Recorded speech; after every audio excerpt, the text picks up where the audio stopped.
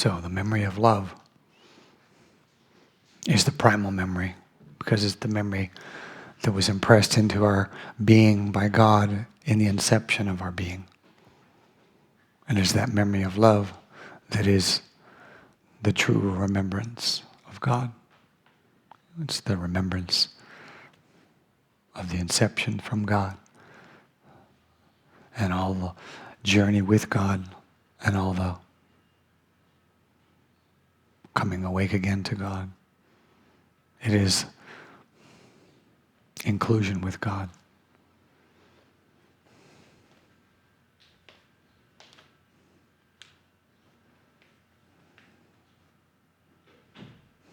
So the way of God's remembrance is a remembrance of love. And that love that always is holds us and sings to us unbeknownst to us. It sings through the cells. It sings through the substance of existence. If you looked into the substance of existence down into the subatomic levels of the quarks and the photons and neutrons and protons, all the different things, and you looked even deeper into the elements that the mystics of India would talk about. They talk about the prakriti, the elemental fire, and the tamas, the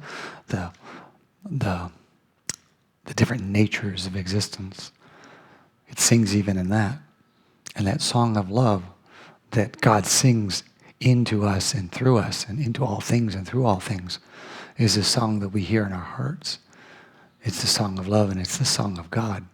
And it's the song that made all things and maintains all things. It's the song that we often have referred to in our attempt to connect to it, to hold to it, and then to come into it, to embrace it, and then be embraced by it as the sound current. Or in Jesus' time, the Word made flesh. Or in India, the audible light. All of these refer to this, that is the essential song, the essential love song of God. And that love song is amplified in us as we open ourselves to this remembrance. And we become an amplification system, like we use a speaker to amplify sound.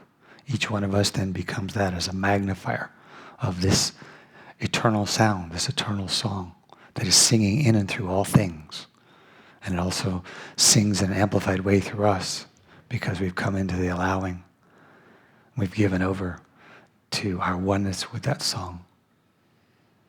Instead of in a contrary position like the fire and the flesh or the water and the flesh, we've come into the compatibility with it, and then allowing our individuation that would keep us separate from that song of God is undone, and now it becomes a vessel and a vehicle for that song to be played and portrayed and shared in and through all existence.